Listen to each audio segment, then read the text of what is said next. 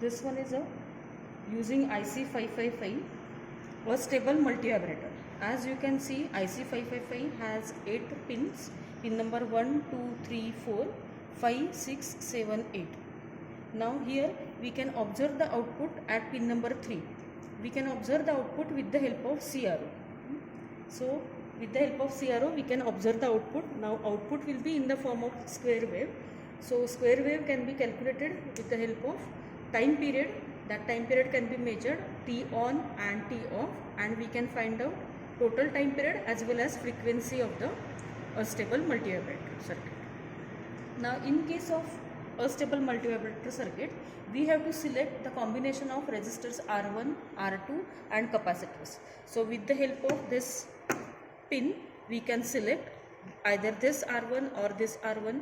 Same way here for R2, and either we can select capacitor C1, C2 or this C1, C3.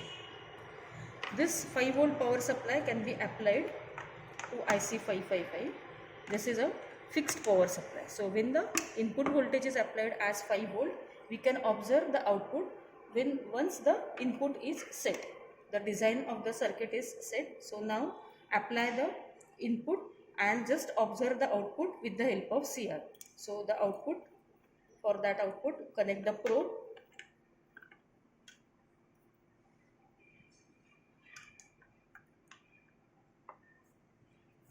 As you can see here, you can observe the square wave. This is on time, this one is off time. That can be changed. The height of the pulse can be changed with the help of volts per division now. Now right now it is 2 volts per division. And total height or the total amplitude is total 2 divisions. Same way here, this one is a time per division now. When we change the time per division, that means actually we are changing the frequency of the signal. Time is inversely proportional to the frequency of the signal. So in this way we can compare observed time period and frequency and the calculated time period and frequency of the stable multi-vibrator. Now this kit is of monostable multi-vibrator. Again we are using here IC555 which has 8 pins. Now in case of monostable multi-vibrator, that can be observed with the help of this LED.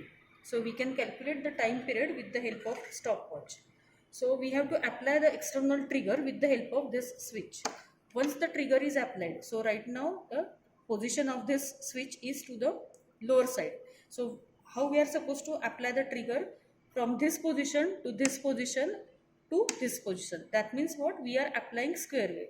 So once the square wave or once the trigger is applied, then only the output will be observed with the help of this LED. That time period will be calculated with the help of this stopwatch. Okay. So let us apply the input. This is again we are using 5 volt power supply. So right now 5 volt input voltage is applied.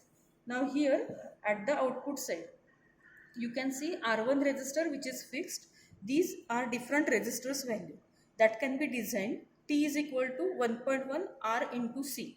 So with the help of that, first set the time period and then you can observe with the help of this stopwatch, and then you can compare whether the design time period is same as observed one or not. Okay. So right now only one resistor is connected here.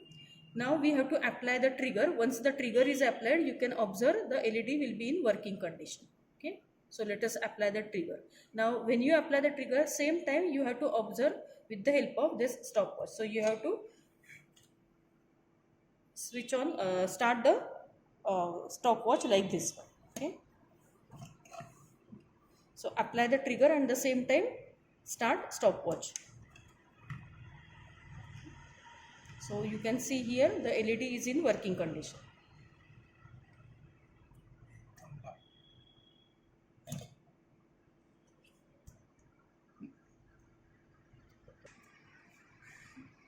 So you can observe here the LED is working, and also we can observe that time period we can measure, that is 10 seconds, 12 seconds. So now this one is set for 14 seconds. LED is not now glowing and we can observe the time period, that is 14 seconds. So we can compare design time period and observed time period. So that is a monostable, that means mono means one. So only one input trigger is applied and we can observe the output with the help of LED.